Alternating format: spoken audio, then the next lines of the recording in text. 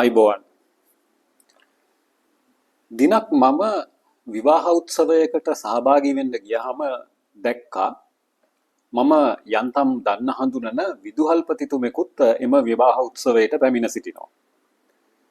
මට හිතුණා එම විදුහල්පතිතුමා දරුවන්ට ඉගැන්වීම කෙරෙහි කෙබඳු අදහස් ඇත්තෙක්ද කියලා විමසා බලන්න.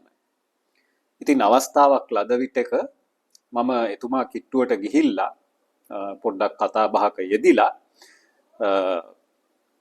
මම එතුමාගෙන් විමසුවා මෙන්න මෙහෙම ප්‍රශ්නයක්. පාසලක උගන්වන විෂයන් අතරින් වැඩිම වටිනාකමක් ඇත්තේ කවර විෂයන්ද කියලා මම එතුමාගෙන් විමසුවා. පාසලක උගන්වන විෂයන් නොයේක දේවල් තියෙනවානේ, නොයෙක් විෂයන් උගන්වනවානේ. ඒවා අතරින් කවර විෂයන්ද වැඩිම වටිනාකමක් තියෙන්නේ දරුවන්ට? අන්න ඒක තමයි මම විමසුවේ. ඉතින් තත්පර කිහිපයක් හිතා බැලුව එතුමා මට මෙන්න මෙහෙම පිළිතුරක් දුන්නා. ආගම, භාෂාව. ඒ පිළිතුරෙන් මම සතුටටපත් වුණා කිව්වොත් නිවැරදි. මම භාෂාව ගැන නම් හිතා තිබුණ නැහැ. නමුත් මම මේ ආගම කියන කාරණාව ගැන හිතා තිබුණා.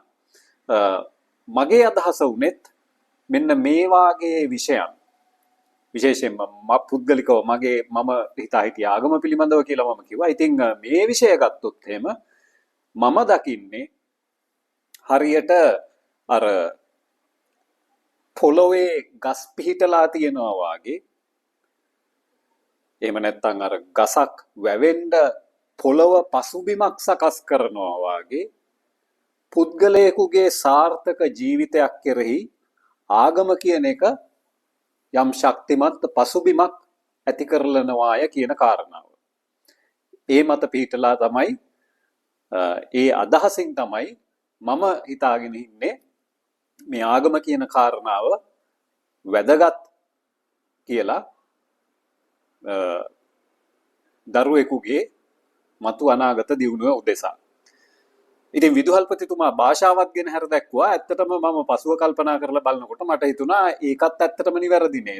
භාෂාමය කුසලතාවය තියෙනවා නම් තමයි පුද්ගලයෙකුට අනිත් අය සමග සාර්ථක ලෙස අන්‍යෝන්‍ය සම්බන්ධතා පවත්වන්න හැකියාව ලැබෙන්නේ. යම් කිසි දේවල් නිවැරදිව ග්‍රහණය කරගන්න. ඉතින් ඒ කුසලතාවය ලැබෙන්නේ ඇත්තටම භාෂාව නිසා. අනිත් අයගෙන් යම් යම් දේවල් දැනගන්න, අනිත් අය දන්නා දේවල් නිවැරදිව ග්‍රහණය කරගන්න, මේ ඒකම තමන් දන්නා දේවල් අනිත් අයට නිවැරදිව සංනිවේදනය කරන්න. ඉතින් මේවට භාෂාව උවමනා වෙනවා. ඉතින් ඒ නිසා භාෂාවත් ඇත්තටම දරුවෙකුගේ අනාගත අභිවෘද්ධිය පිණිස බලපාන ප්‍රධාන පාසල් වල උගන්වන විෂයක්. මම ඔබගෙනුත් දැනගන්න කැමති මේ ආගම සහ භාෂාව යන විෂයන් වටිනාකමින් වැඩිම විෂයන් ලෙස ඔබත් පිළිගන්නවාද? කුමක්ද ඒ පිළිබඳ ඔබේ ඇති මතය? එහෙම නැත්නම් ඔබ වෙනත් විෂයන් වටිනා විෂයන් ලෙස දකිනවා නම් ඊට හේතු කුමක්ද?